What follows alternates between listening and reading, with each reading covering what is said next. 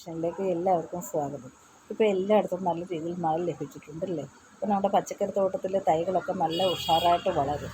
അപ്പം വേണ്ടുന്ന തൈകളെ ഇനിയും നട്ടു കൊടുക്കുക. മഴക്കാലം വരുന്നതിന് മുമ്പായിട്ടും നമുക്ക് അതിൽ നിന്ന് വിളവെടുക്കാം. ഞാൻ ഇന്ന് പറയുന്നത് കറിവേപ്പിനെ കുറിച്ചാണ്. എല്ലാവർക്കും വലിയ പരാതിയാണ്, കറിവേപ്പ് തഴച്ച് വളരുന്നില്ല. അപ്പോൾ അതിനെന്ത് ചെയ്യാം? നമ്മൾ കറിവേപ്പ് നടുമ്പം തന്നെ നല്ല രീതിയിൽ അടിവള വിട്ട് വേണം കറിവേപ്പ് നടാനായിട്ട്.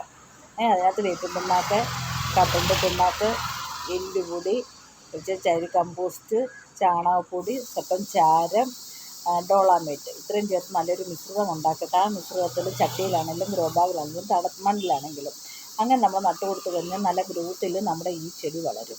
പിന്നെ നമുക്ക് വീട്ടിൽ ചെയ്യാവുന്നത്, വീട്ടിലെ പുളിപ്പിച്ച കഞ്ഞിവെള്ളം 2 ദിവസം കൂടുമ്പോൾ ആഴ്ചയിൽ 2 പ്രാവശ്യം നമ്മൾ നന്നായിട്ട് ഈ ചെടികളുടെ ഇലയെല്ലാം തളിച്ചു കൊടുക്കണം, ചുവട്ടിലൊഴിച്ചു കൊടുക്കണം. അതിൻ്റെ കൂടെ വെളുത്തുള്ളി ചതച്ചതും ഇച്ചിരി കായപ്പൊടിയും കൂടെ ചേർത്ത് മിക്സ് ചെയ്തിട്ട് സ്പ്രേ ചെയ്ത് കൊടുത്താൽ കീടനാശിനിയായിട്ട് നമുക്ക് ഉപയോഗിക്കാം.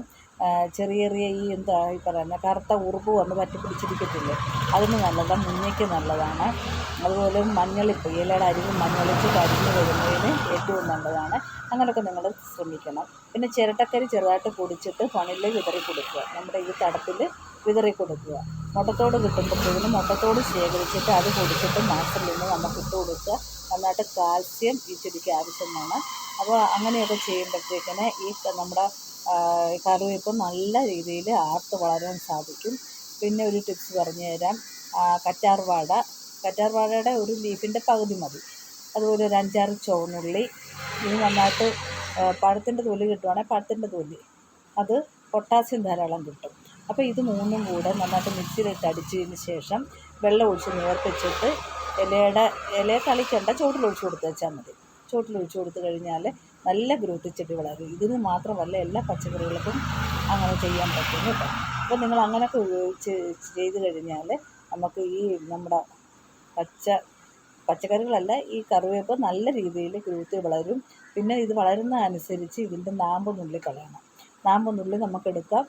പിന്നെയും ഗ്രോത്ത് വളരുമ്പോഴത്തേക്കിന് ശിഖരങ്ങൾ നാമ്പ് നുള്ളി കളയുമ്പോഴാണ് നല്ല നല്ല ശിഖരങ്ങൾ പൊട്ടി ചെടി നല്ല ഗ്രോത്ത് വളരുന്നത്. അപ്പം മണ്ട നുള്ളാൻ ആരും മടിക്കണ്ട. അതാണ് ചെടിയുടെ ഗ്രോത്ത്. ചെടി വലുതാകാനും ചെടി ആർത്ത് വളരാനും ശിഖരങ്ങൾ വരാനും ഒക്കെ ഈ നാമ്പ് നുള്ളിക്കളയണം. അപ്പം കൃത്യസമയത്ത് അതിന് വളമിട്ട് കൊടുക്കണം, വെള്ളം ഒഴിച്ച് കൊടുക്കണം. വേണ്ടുന്ന കാൽസ്യം ആവശ്യമായ ചെടിക്ക്, അത് കാൽസ്യത്തിന് വേണ്ടിയിട്ടാണ് നമ്മൾ ഈ ഡോളാമേറ്റോ മുട്ടത്തോടോ ഉപയോഗിക്കുന്നത്. അതുപോലെ പച്ചച്ചാണകവും അകത്ത് ഇട്ട് കൊടുക്കും. പച്ചച്ചാണകം ഇടുമ്പോൾ നമ്മൾ ശ്രദ്ധിക്കേണ്ടത്, പച്ച ഇലകളുണ്ട്, പച്ച ഇലകൾ ഇട്ടതിന് ശേഷം അതിൻ്റെ മുകളിൽ പച്ചച്ചാണകം സ്വല്പമായിട്ട് വിതറിയിട്ട് കൊടുത്തു കഴിഞ്ഞ് മണ്ണിട്ട് മൂടണം. അങ്ങനെയൊക്കെ ശ്രദ്ധിക്കുമ്പോൾ അടിപൊളിയായിട്ട് നമ്മുടെ കറിവേപ്പിൽ നല്ല രീതിയിൽ തിങ്ങി ഇലയുണ്ടാകും. എല്ലാവരും ശ്രദ്ധിച്ചു, എല്ലാവരും ഇങ്ങനെ ചെയ്ത് നോക്കുക. എന്നിട്ട് കമൻ്റ് ഇടണം. ഈ വീഡിയോ ഇഷ്ടമായെങ്കിൽ സബ്സ്ക്രൈബ് ചെയ്യണം, ലൈക്ക് ചെയ്യണം, നിങ്ങളുടെ അഭിപ്രായങ്ങൾ കമൻ്റായിട്ട് രേഖപ്പെടുത്തണം. ഓക്കെ.